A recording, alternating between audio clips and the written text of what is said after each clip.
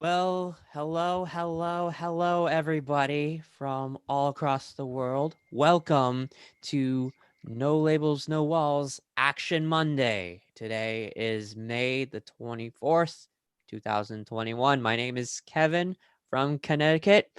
I'm happy to be here. Before we start today, as always, let's go around the horn and just see how everyone's doing. Marcus, how are you doing? Thank you, Kevin. Nice to be here again because this is a very special Action Monday. We have my colleague Markus here talking about guided functional peer support. And it's a model from Finland, very interesting. And I think many people joining this event will then have something in common with this theme. And Kevin, is it okay that Linda will co-host with you today?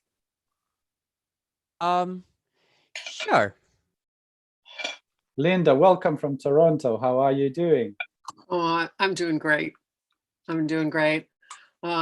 We're excited about the theme for today, the functional peer support and culture houses and learning about that.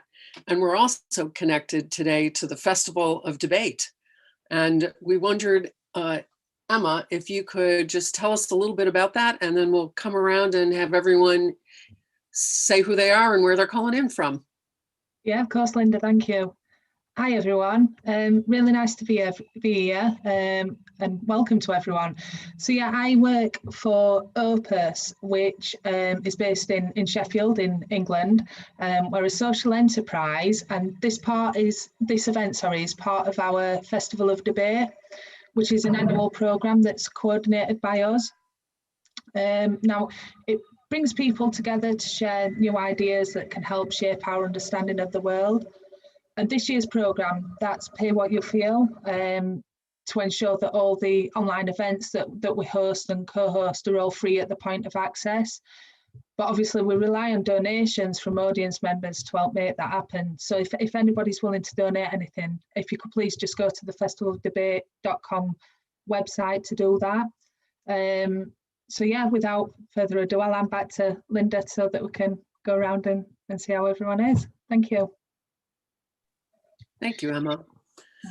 Can we pass it to you, Riku? Let us know who you are and where you're calling in from. Yes, I'm from Helsinki, Finland, and interested to participate and ready for a great meeting. Thank you. Thank you. Leela, to you.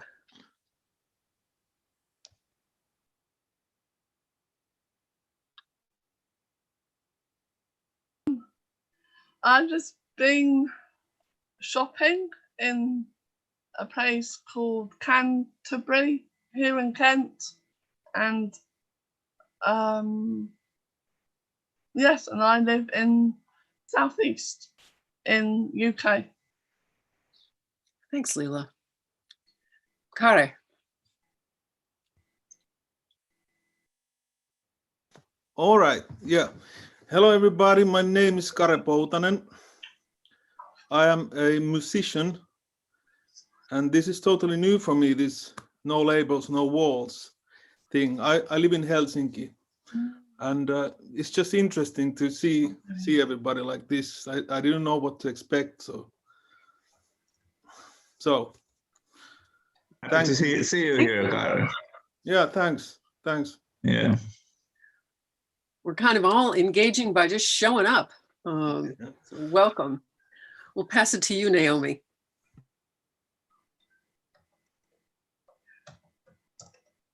My name's Naomi. Welcome. Where are you calling in from? UK. Great. Thank you.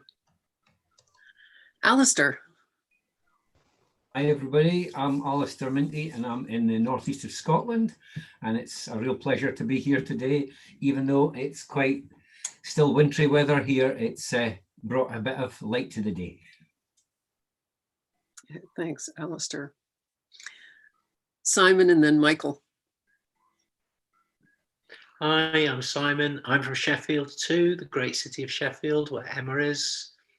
And I, with Markus, run Citizen Network and the Centre for Welfare Reform think tank, which is Sheffield's independent think tank. Yeah, thanks.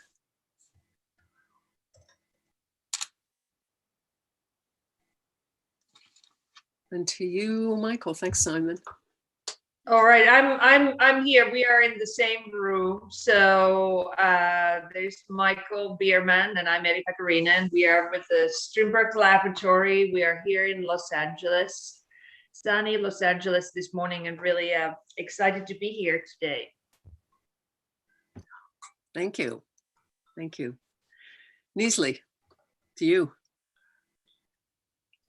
Yes, good morning, everyone. I am Neasley. I am in Los Angeles, and I am here just happy that the sun came out this morning, and it's not like it was last week where it was gray and cold and windy. Very excited to be here. Great, welcome. To you, Ewan.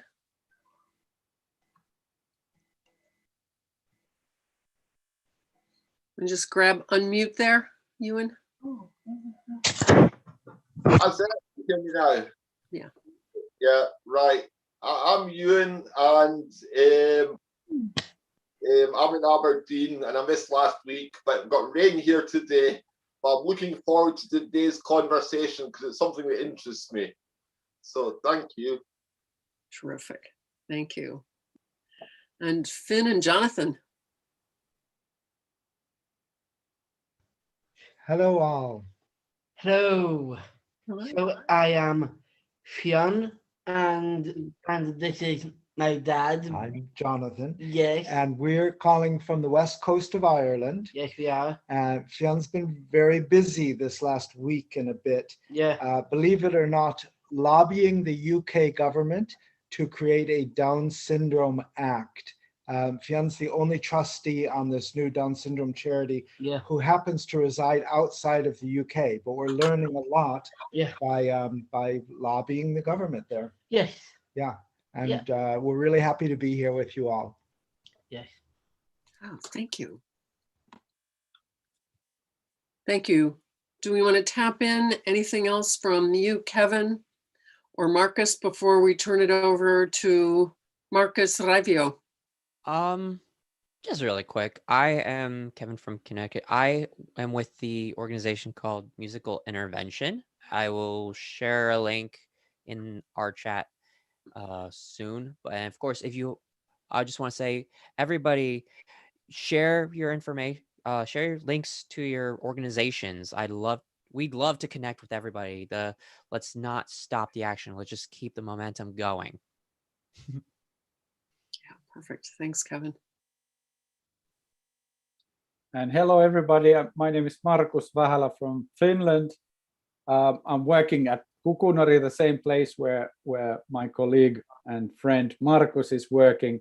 We're very excited to be here today with a topic that somehow links us together: culture and well-being through collaboration and peer support. And that's very exciting, and that's an action that we can all share and join to get together globally. So I welcome the global audience that we are now reaching in roughly like 35 platforms at this moment. So have a very nice evening, and let's talk. With that, I'll end up posting this. I'm Linda from Toronto and Inclusion Press, and I'll post a little bit about that in the chat and some links. But without further ado, to you, Markus, we're excited to hear about your experience. Thank you so much, Linda. And thank you for my colleague, Markus, who is also Markus, like I am. And you could maybe think that everybody in Finland is named Markus, but it's only in Kukunori. We have this recruitment process that we're only looking for people who are named Markus, because we think that's a very simple thing to do and keeps us heads together. But What a wonderful afternoon to everybody here. I'm calling from Porvoo. It's about 50 kilometers from Helsinki, the main city here in Finland. This is a little village over 500 years old, and the weather is pretty okay. Sun is shining, and seems like we are going somewhere here, closer to summer anyway. So I'm really glad for Markus for asking me to talk some of my favorite subjects in the world.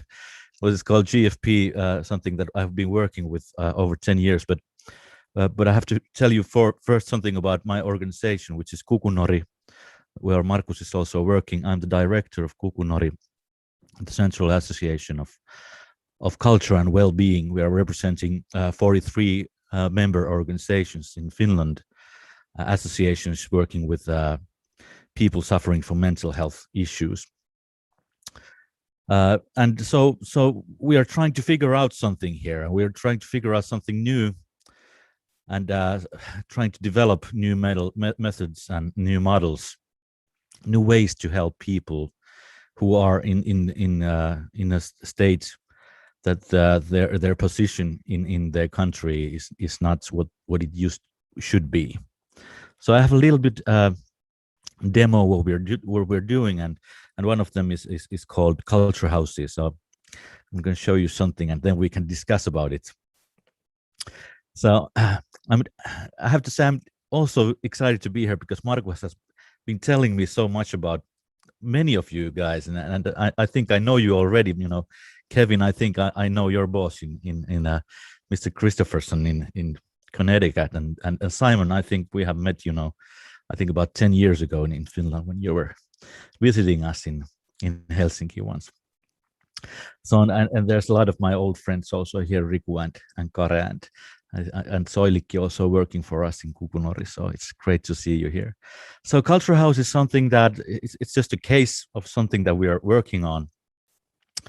And I was working as a music therapist in the local foundation here in Helsinki, and we had this survey for young adults, mental health clients, and we were just asking them one question, and the question was that what do you think would be the most important thing for you right now? And we were amazed about the answers because they were almost identical. The first one was, I want to do something meaningful. And the second was, I don't want to be alone anymore. So we're starting to wonder what's going on in Helsinki, Finland, in mental health work. At 10 years ago, there was not so many places that had any kind of youth activity at all. Usually, if you're suffering from mental health issues, usually you were in the same places that they can be 50 or 60 years old, and for some reason these 19-year-old people didn't really find so much mutual activities. So we were wondering what kind of this model could be, and we did know something about, and we had some discoveries about mental health work with young people, and one of them was something that in Kukunori strategy is saying that we should definitely do something different, and if we do something that is not so much different, we should do it somehow differently. So it was very a professional based mental health model, which means that if you're a therapist or a nurse or a doctor, and somehow we were seeing that we are the only ones who can actually do or get any kind of care for anybody. And we really wanted to challenge that kind of thought. And we also wanted to examine something to do with peer support models that we worked with AA meetings or in NA meetings. And we wanted to try something different, that what would be peer support without being so problem-based dialogue. What if peer support would be functional and we could just have why don't we have a thing that we could just tutor these young adults to tutor functional groups to each other? If you could know something with guitar, if you know 3 chords. I don't know if you know this punk band called the Ramones. I think they come from United States, I think. if you know the Ramones, that they have about 200 songs that only have 3 chords. So if you know 3 chords, you can have a functional peer support group playing the Ramones group for 2 years, and nobody really needs any more chords over there. So what we were thinking that how could we actually make possible that these people that we knew that they have a different kind of skills and talents and big ambitions to do something meaningful. What would be more meaningful than trying to help some other people to do something that you are very interested to? So this is how we thought that we're going to handle and solve the I want to do something meaningful challenge, and also solving I don't want to be alone challenge also. And this was something that was very new. And we were thinking that we have to find some model that doesn't have to do something that we are thinking all the time. We have to think somehow differently, because we understood that if we always do what we do, we will never we will never think differently, and then we just will continue doing as we have always done. So we were wondering what would be the motivation for these people to be part of this kind of new kind of culture house movement. And we understood that the gasoline is not something that we're always pushing people to do something, but we have to find the inner motivation on these people. And we see that this could be one of the possibilities. There's actually this very famous sociologist called Aaron Antonovsky, who's actually made this very famous survey study that actually people are very interested, very motivated to do something that they feel important for themselves or for something really important to each other. So we find that this is something that we cannot really offer any kind of job, whatsoever job. We have to find different kind of jobs. We have to find jobs that these people feel meaningful for themselves. So that's how we're looking at the peer support model a little bit different.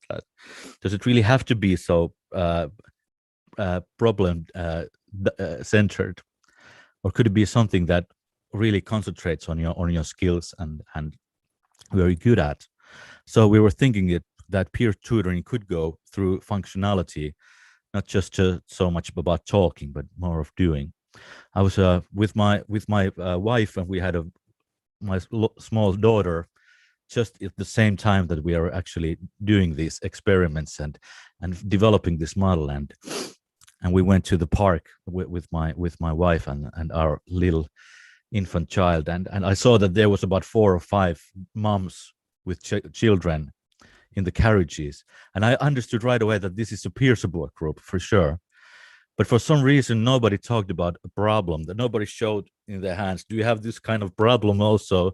I have this baby over here. But they were talking about solutions.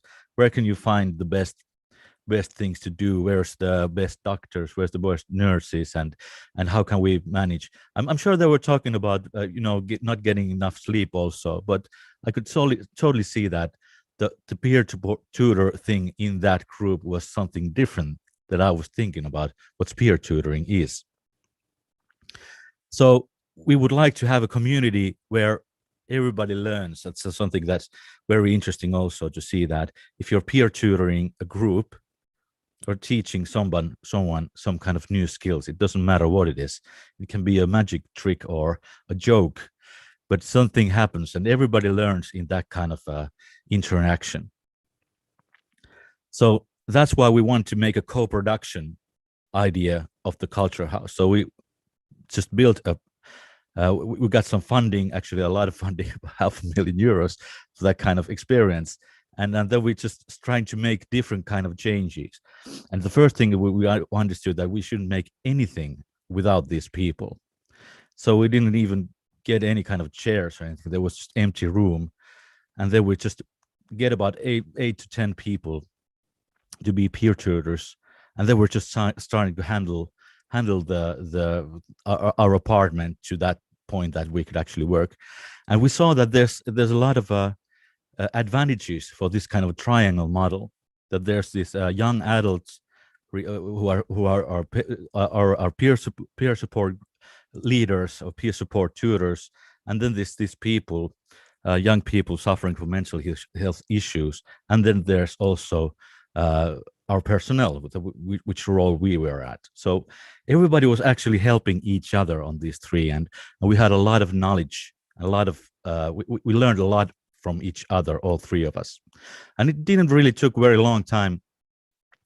Then we got the first tutor training program going on, and actually we were just tutoring how to tutor a group, whatever group you're doing.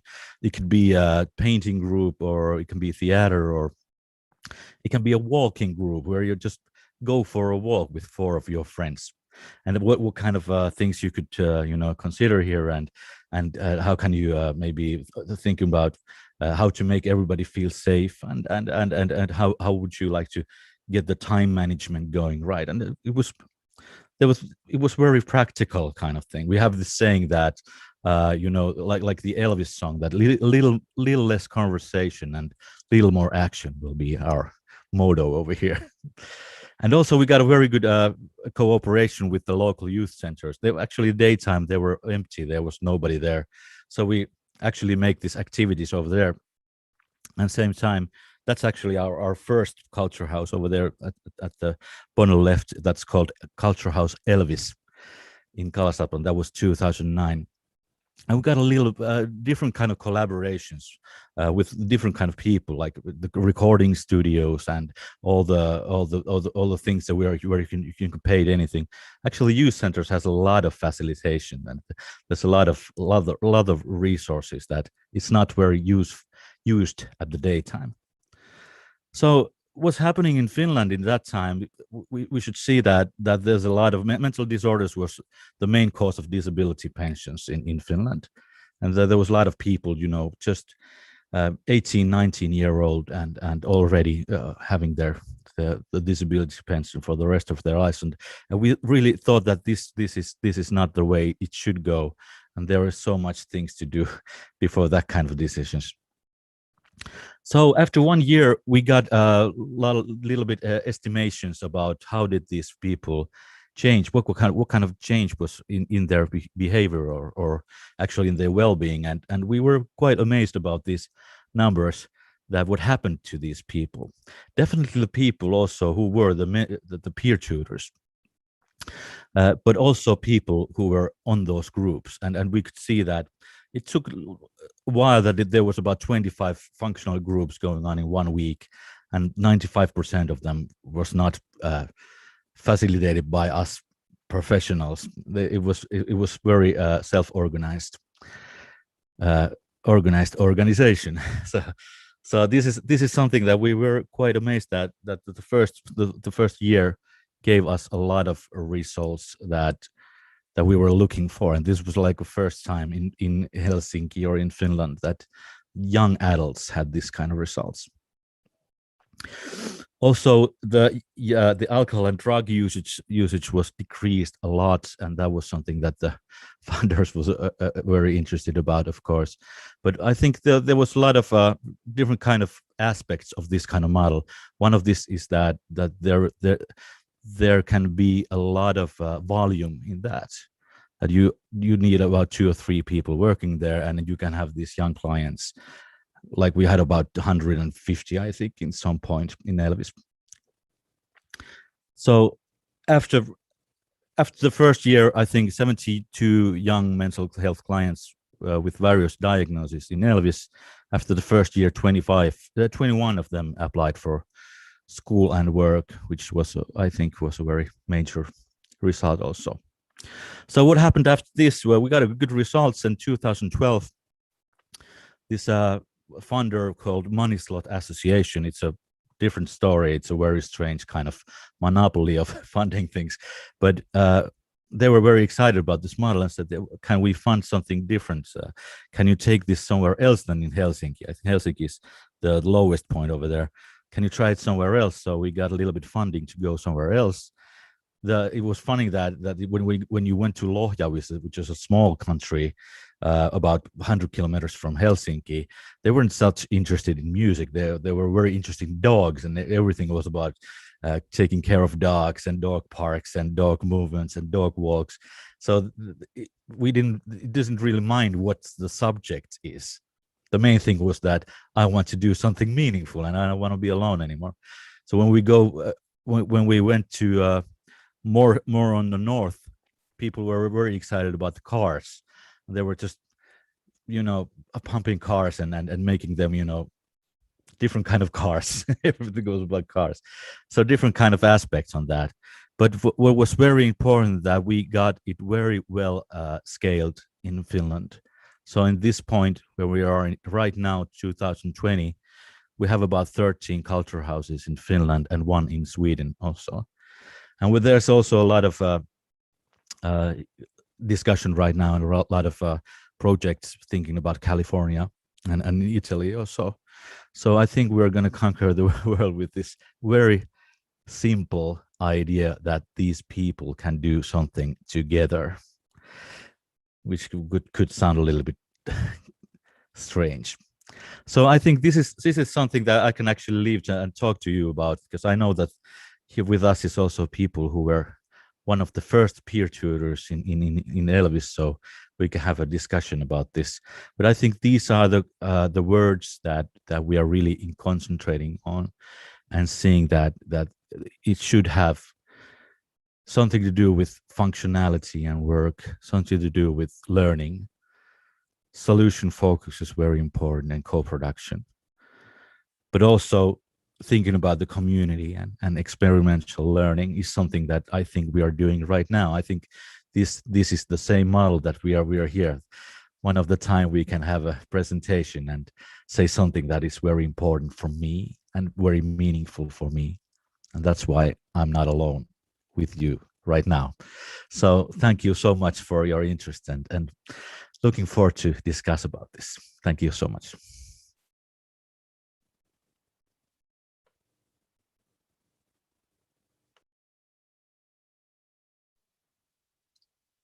Wow. Thank you for that. I'm so struck thinking about things I've heard people say, like meaning is what motivates people. I mean, it's just, and just nothing happening without the people who you're primarily thinking about. We really, thank you for that. We just want to open it up and see what resonates for people, and how you can imagine this in Markus's Conquer the World, and what would it take for this to happen where you are. Just interested in what people are thinking about. Yeah, please. I did have, in 2018, I did have a sort of a panic attack. I came off a horse and I broke my left thigh bone, and then it broke in two places, but it's all mended now with all the metal work. But then I had to stay in a hospital here in Kent, and they, how can I put it, they didn't really understand learning difficulties and nor learning disabilities either. So I actually basically was on my own. I have never ever been on my own since I was born. I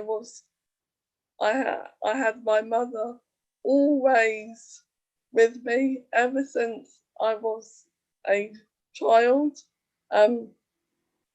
But now I'm older, they wouldn't allow her to stay. So, and I just, I really wasn't treated that that well.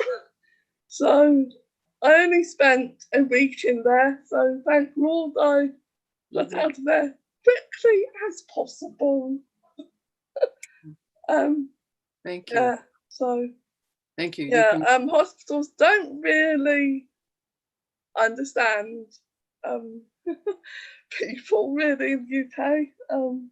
Well, I didn't really understand me.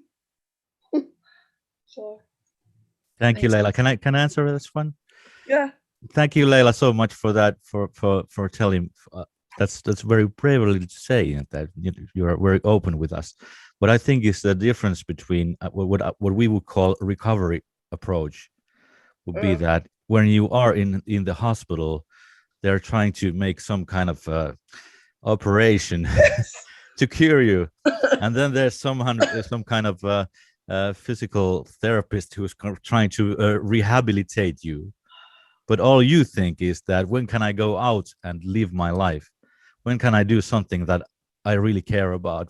When can I love work and do whatever I want to? That's the difference between the hospital mindset and the recovery mindset. Yes, and I think hospital staff need to actually have some proper training. I think it's going there anyway. It's going to take a while. It's taking a long time. Yeah. Thank you. Yes. Simon, I see your hand. Great to hear your ideas. Well, it reminded me of several things. It was a great talk. It reminded me of working with Women's Centre, who use the same triangle model very powerfully. But it also made me think about my friends in Doncaster who've come together as a peer support group. They had it started with one person, Kelly, who was a social worker who wanted to work in the same spirit you've described. The work that they've been doing has been growing and growing in Doncaster. But what we've really struggled with is growing the model as a way of working in the UK. And I've been talking to friends in Australia about this, and they are, again, actually it's a group more, the group in Doncaster is a mixture of people, some with mental health labels, some with other labels, some just ordinary citizens with no particular label. The group in Australia are people with intellectual impairments, but who want to be active citizens and want to come together and work in that way. So I'm really interested in whether we could find a better way of supporting this kind of action globally, because there seem to be so many common lessons, and yet it's still pushing, it's still quite hard. Maybe you've made progress in Finland, but we're really, funders aren't interested, and they say things like, oh, it's hard to scale it because we don't know, we can't really get another Kelly, can we? And so we've really struggled with that, and I'd be interested in your ideas about how we could get better at this globally. Oh, that's a wonderful question. Thank you so much, Simon, for your speech. That's so important topic, because the decisions that was one of the hardest ones was to give this model away and not own it at all. And I think that's the most important thing here, that there is no licenses, there's no fees, everything, the material is free, and you're really counting on that citizenship kind of thinking. So there's about 8 different organizations collaborating with these culture houses, and there has been a lot of power struggles about the ownerships, and there has been a lot of ideas, as you said, that's very person-centered, that Markus is some kind of the only one who can do this, but it's not actually at all. Anybody can really start this, and I'm willing to help for free. I think that's how it goes, really. But if you find someone who is interested to find funding, I will help find funding and make the application with you, and then I can help you if you get it through. That's my model of scaling. Not owning a bit of it. Thank you.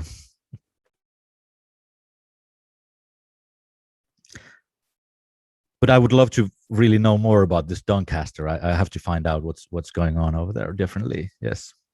It's a very inspiring group. It's really growing as a social movement in the town. And they are pushing back on some of the mental health services now. It's been 10 years, but they're now starting to change the attitudes of leaders, and it's been difficult at times. They've really faced resistance, but it's very inspiring as well. I would love to bring them together with you, Markus. I think I would love that. There'd be something amazing could happen if we could do that. Definitely. That would be great. I would really looking forward to that. So I think Alistair has a question also, or a comment. Oh, hi, yeah.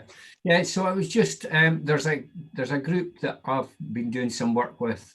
They're care experienced young people, and what we've tried to work out is what would make a difference to some of the things that are stopping them from participating in a lot of areas of life. And really, one of the things that we've discussed was not really creating something that was separate for separate groups.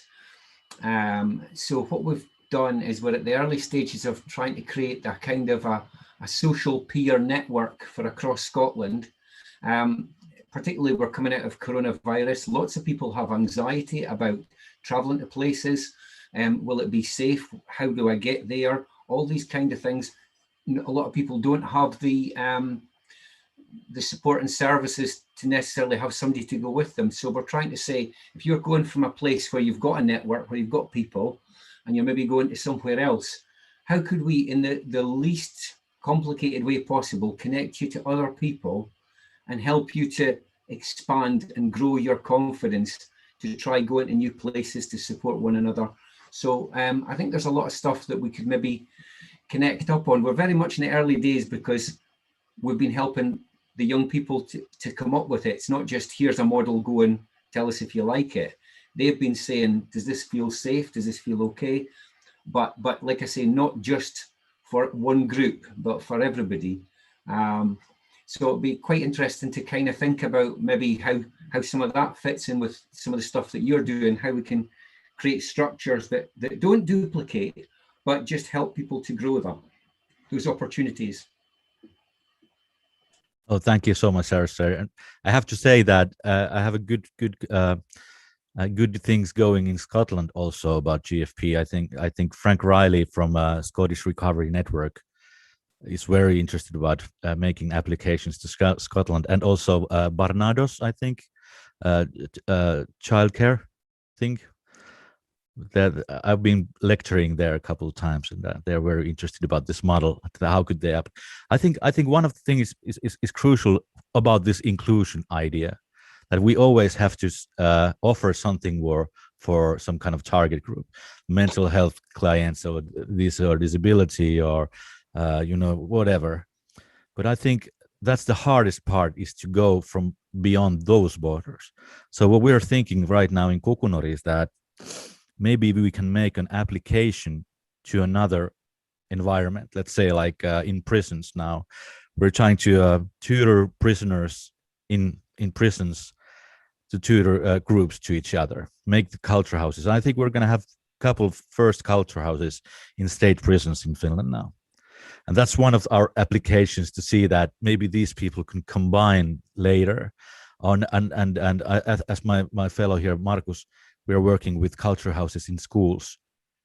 So it doesn't have to be, we're working with elderly people, and we're working with multinational people.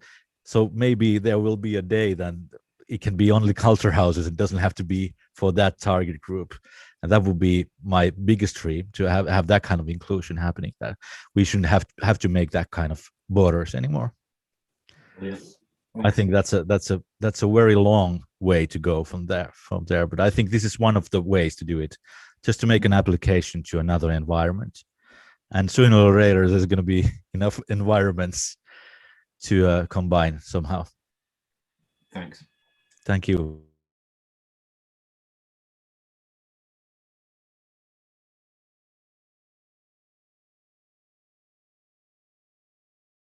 Is there any other comments or questions, please?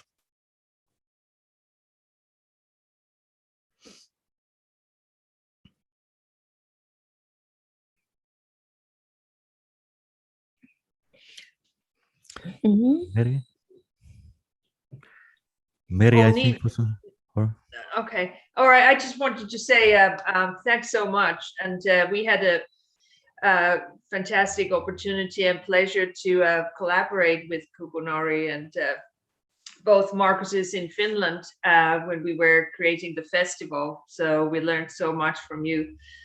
And now continue the No Labels, No Walls and Citizen Network work. And I just wanted to say, like you said, like apply money for different groups, and then maybe they can all work together. And that's something that we've been struggling here because everything is so segmented.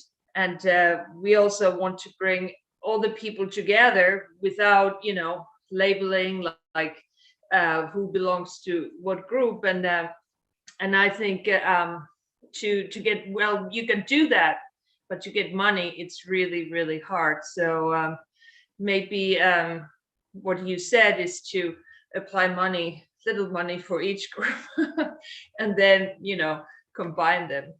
But thanks for your presentation. It's great ideas and help. Thank you so much, Mary. And I think that is one of course, the main topic here. I really cannot say that I haven't been funded enough. I think my ideas about, or where I've been collaborating with my friends has been funded for over 21 million in last 10 years. I think my problem is that they will not fund my ideas more than 3 years. It's always stops over there, and nothing really happens. If that always happens, everything is just a 3-year projects. We should have 10-year projects, or have 10 projects, 3 years going at the same time with the same topics or same kind of ideas. I think they are very short-sighted, the fundings, and I think that's a very big problem. I think we should have different kind of new kind of, you know, ways to think about funding than just governmental funding or NGO funding that we're doing right now. So there's a lot of that kind of challenges also. Can I have a comment? Yes, please, Riku. Yes. For me, Markus Raivio has been saving angel, because he came to my life in 2009 and asked me to be a part of Los Hermos band, and since that my love has been stable, and I have never had to go to hospitalized no more. And this No Labels, No Walls has also saved my life, because this has been a movement that I really enjoyed, and doing all kinds of activities, and this has been real great, and continuing, and being really happy about this. And thank you, everybody. Thank you, Riku, so much for your kind words. I think there's one very special thing about here, that, you know, Riku was one of the first peer tutors in Culture House Elvis, and I think I really cannot say that Riku is my client. I think that would be a big understatement. I think Riku is my partner and my friend. Yeah, and that's the difference between the model and the hospital model that Leela was talking about. It's more about partnership than serving anyone. Either way. Yeah. Thank you, Riku. Thanks. And Ewan. Can I talk? Yeah, you and then Jack.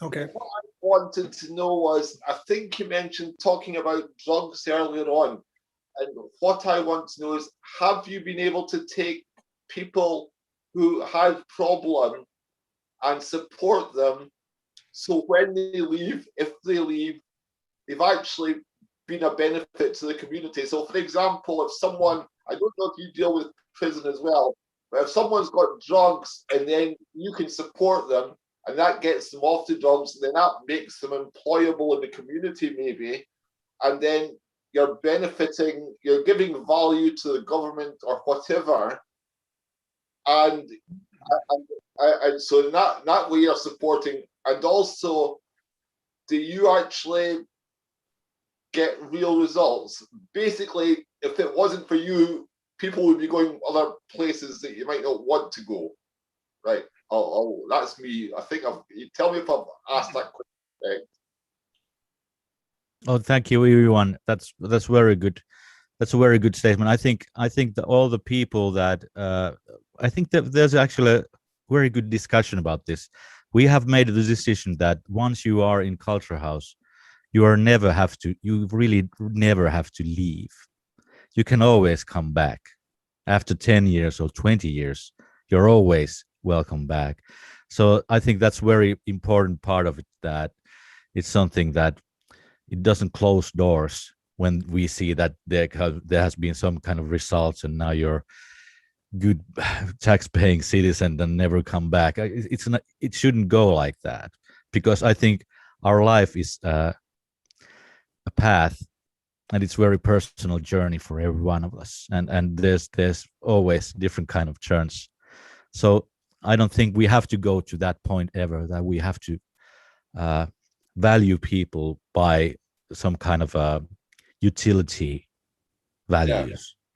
And I think that's I think that it was actually Viktor Frankl who was saying in the first. Do you remember Viktor Frankl, who wrote Man's Search for Meaning, a very meaningful book for this world?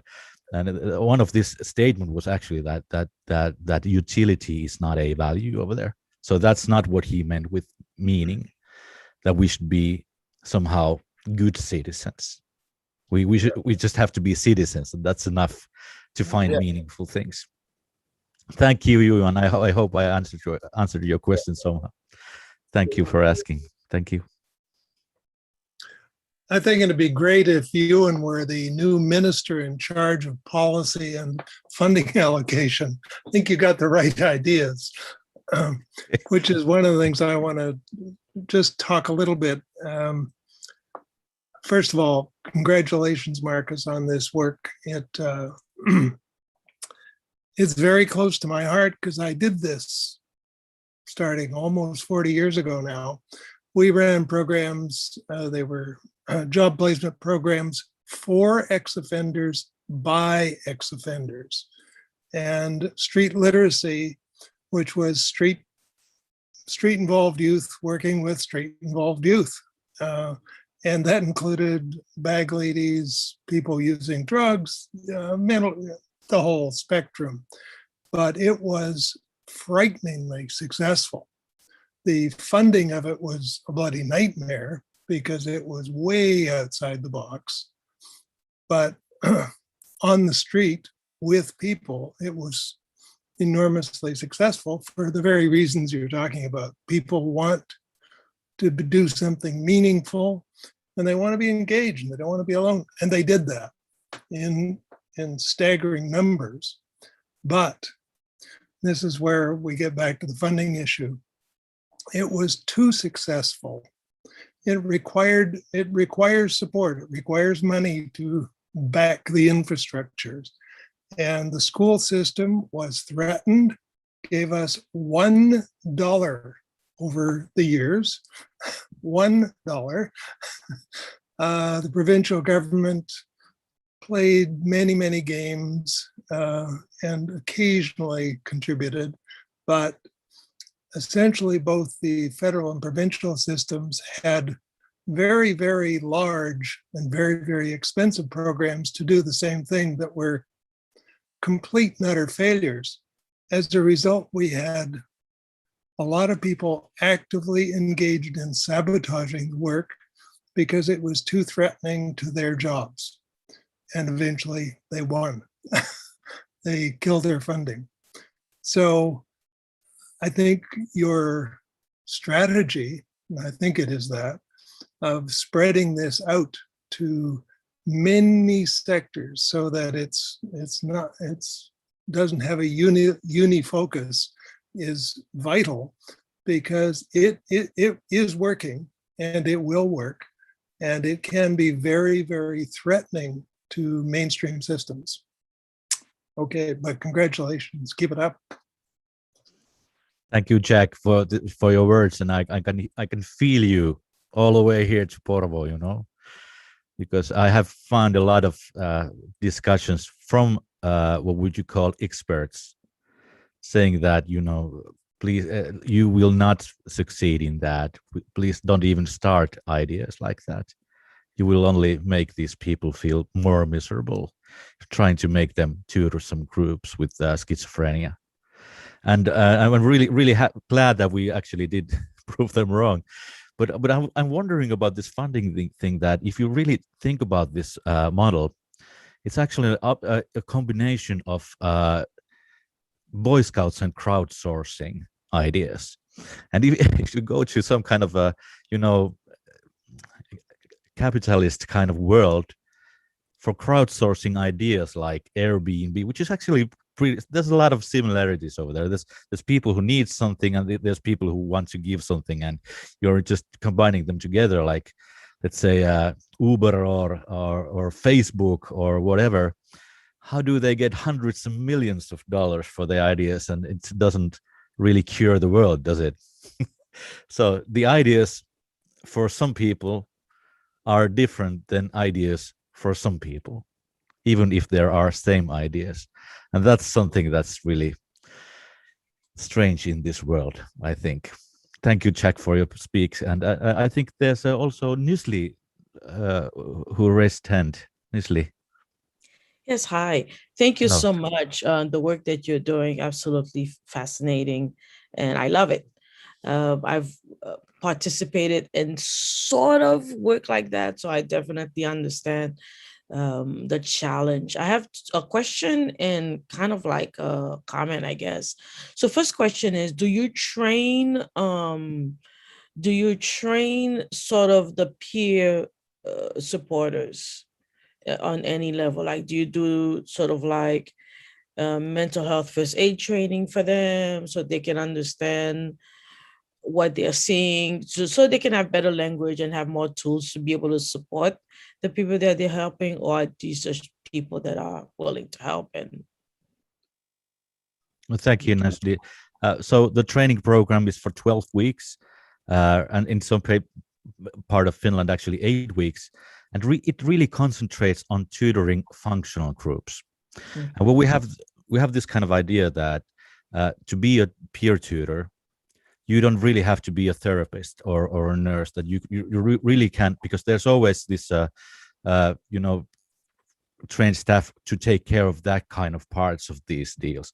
It's not a very big issue over there, because when you walk in that Elvis first time, nobody's going to ask about your diagnosis, anything about your mental health past. So it doesn't really concentrate on that kind of stuff. So there's not so much even discussions about that for some reasons, which seems quite strange, but that's how it goes. That what you're concentrating is what we're handling there. But I think everybody understands that we are handling mental health at the same time.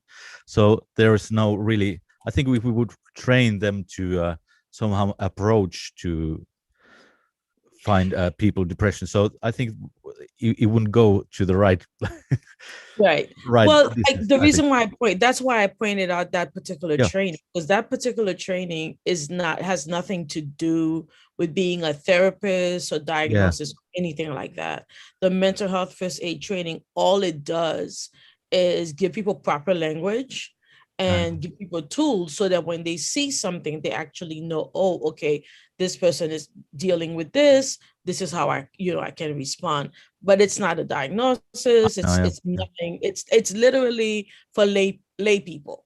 I'm doing the training for my church right now for people who have absolutely no mental health experience or whatever.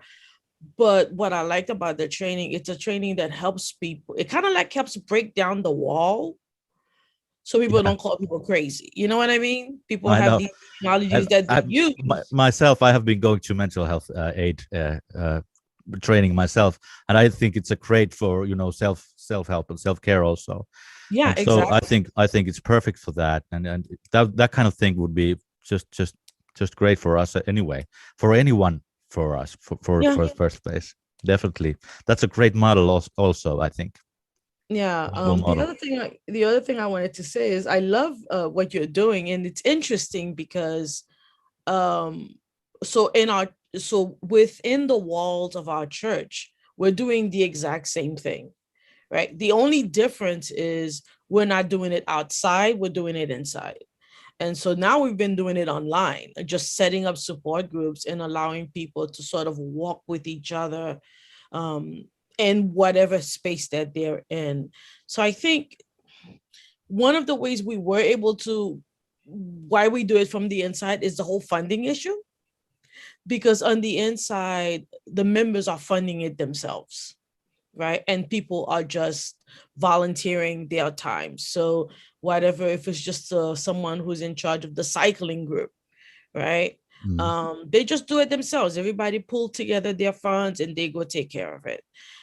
And so I guess because we are a church organization, we kind of like tend to not go after grants. We're just beginning to open up to going and applying for different kind of grants. But for the longest time, the church would not accept any grants. But everything that was being done was actually being funded by the members and by the people that are supporting the church. So Yes, that's that's right. how we got Yeah. around that.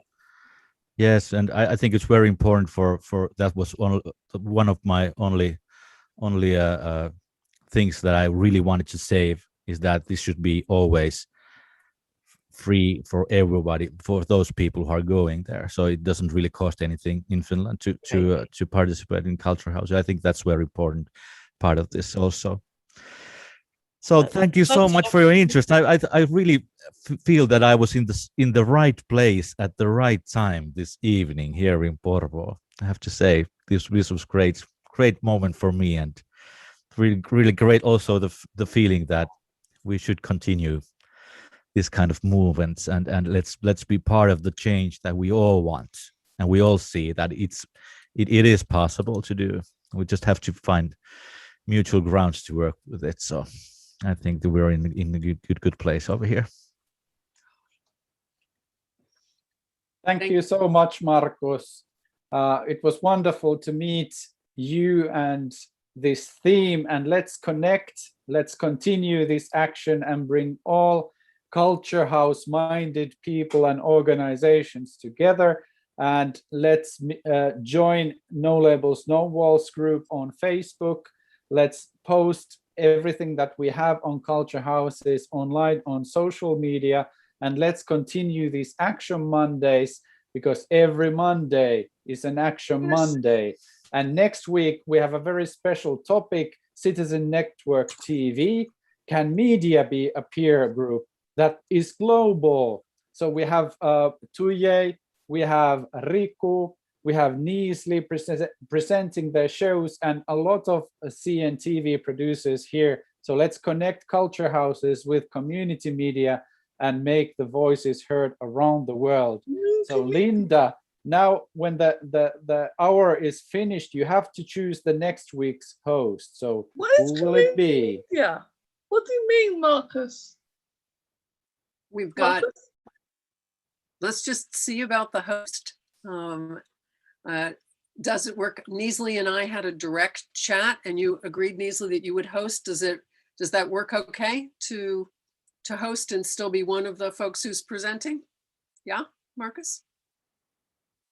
Yes, it is. Action Monday is very inclusive.